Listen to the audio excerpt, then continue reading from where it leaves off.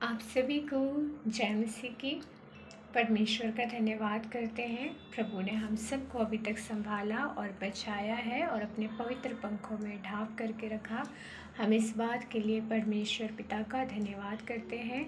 आज हम परमेश्वर के वचन में से प्रभु यीशु मसीह के द्वारा कहे गए क्रूस की उस 7 वाणी को देखेंगे कि उन्होंने पूरी व्यवस्था को और मानव जाति के उद्धार के लिए उन सभी चीज़ों को पूरा किया और मुर्दों में से जी उठे। तो आइए हम इससे पहले दुआओं में चलेंगे। जीवित महान पवित्र अनुग्रहकारी दयावंत पिता परमेश्वर, हम आपका धन्यवाद करते हैं, स्तुति प्रशंसा करते हैं। प्रभु आप सच में पवित्र परमेश्वर है और प्रभु आपने हम सब मानव जाति के जीवन को बचाने के लिए महान उपाय को किया और खुद प्रभु यीशु मसीह के रूप में इस जगत में पिता परमेश्वर आपने अपने इकलौते बेटे को भेजा और आपने हम सभी के जीवन को बचा लिया। प्यारे प्रभु, हम आपका धन्यवाद करते हैं। पिता परमेश्वर, आज के इस वचन पे 7 वाणी पे यीशु आप ब्लेस करें।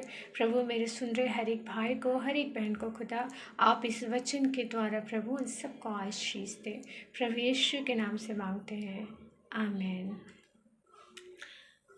हम देखते हैं पहला वचन जो है प्रभु यीशु मसीह ने जो क्रूस पर कहा, और जब तक यीशु मसीह क्रूस पर ना जाते तो जो मानव जाति के उद्धार का जो काम था वो इनकम्प्लीट था, वो पूरा नहीं हो पाता।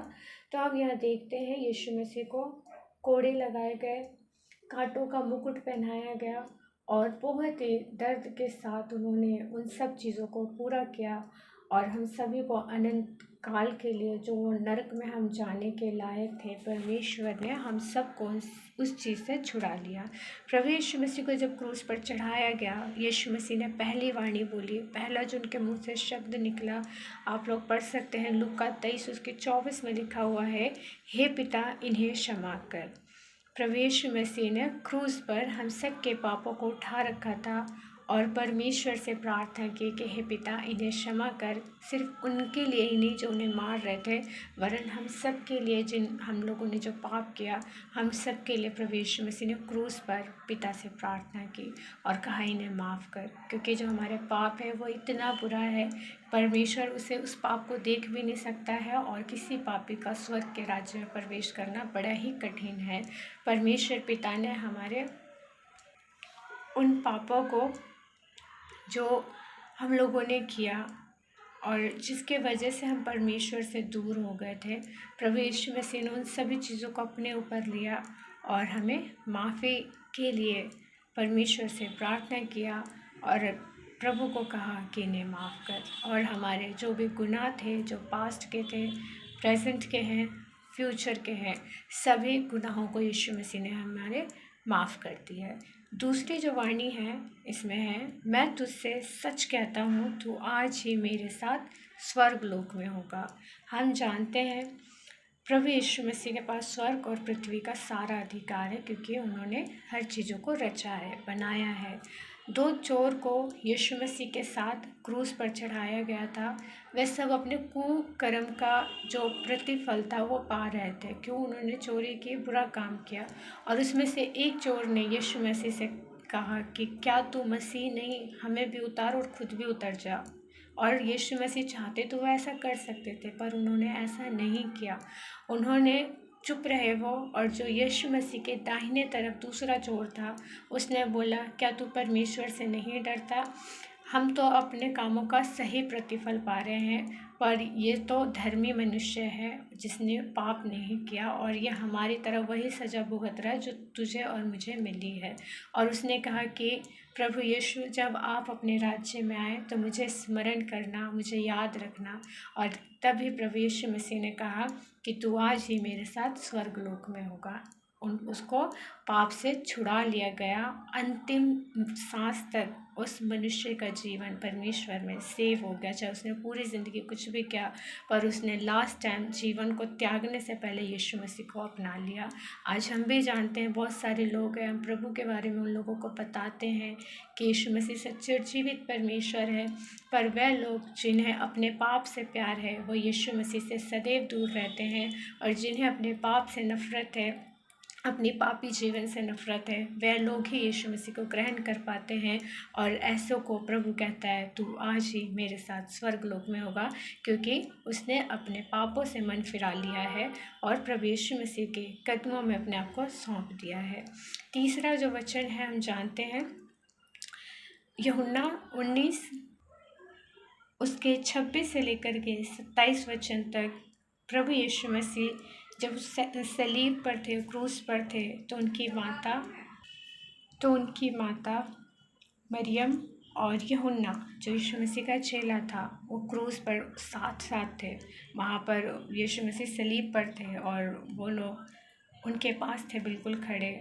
और जो मरियम है बहुत रो रही थी, क्योंकि उसके गर्भ से ही जन्म हुए थे यीशु मसीह, और कोई भी माँ अपने बच्चे को दर्द में नहीं देख सकती है।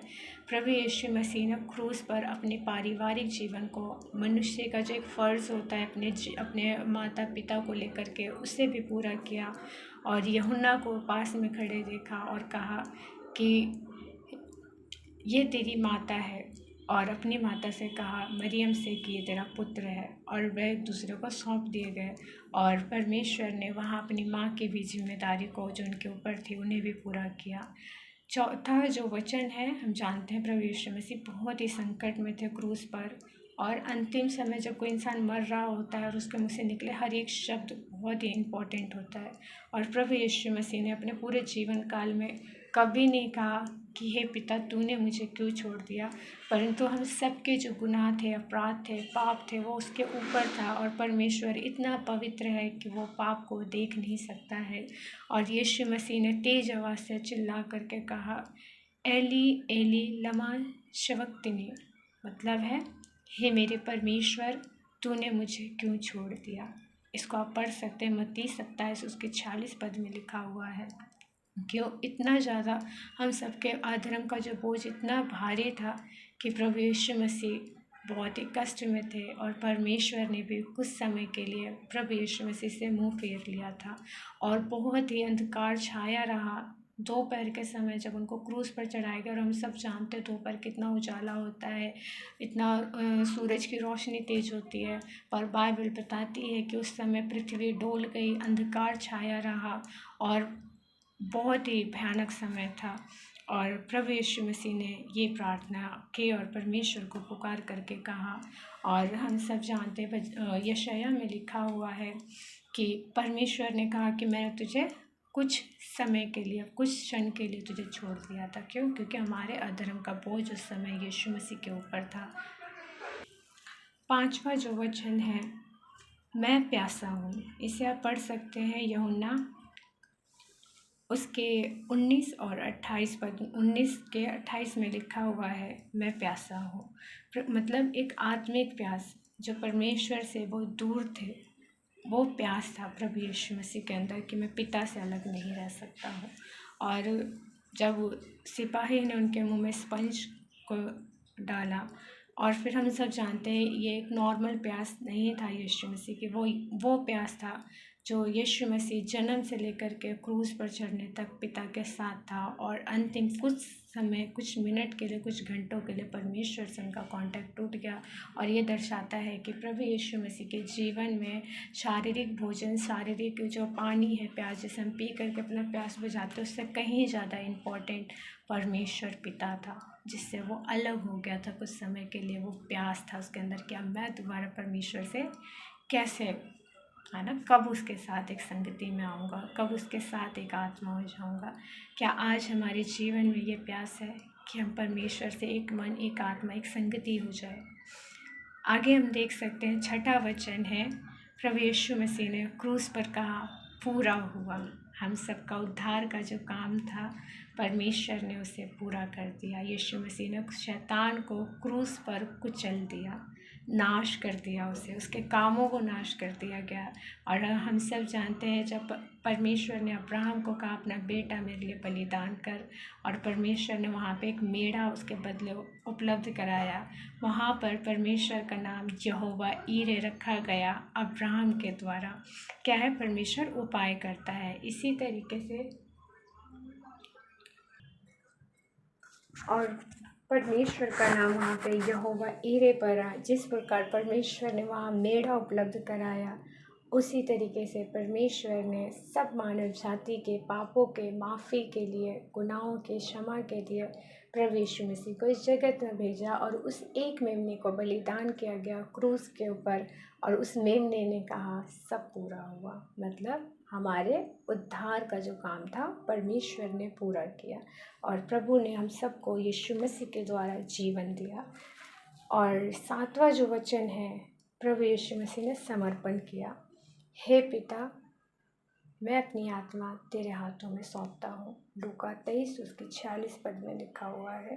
प्रभु यीशु मसीह ने अपने वचनों में कहा कि मेरा प्राण मुझे देने का भी अधिकार है, उसे वापस लेने का भी अधिकार है। यीशु मसीह ने अपना प्राण खुद ये बोल करके त्यागा था और तीसरे दिन परमेश्वर की सामर्थ्य से वो मुर्दों में से जी उठे थे। मृत्यु के बाद यीशु अधोलोक में उतरे और नूह के समय से लेकर के क्रूस तक चढ़ने तक जितने भी लोग पवित्र लोग थे, परमेश्वर के लोग थे, जो मारे गए थे, सताए गए थे, उन्हें परमेश्वर ने शैतान के चुंगल से आज़ाद किया। और जी उठने के बाद, वो पवित्र लोग जी उठने के बाद बहुत लोगों को दिखाई दिए थे यरूशलेम में।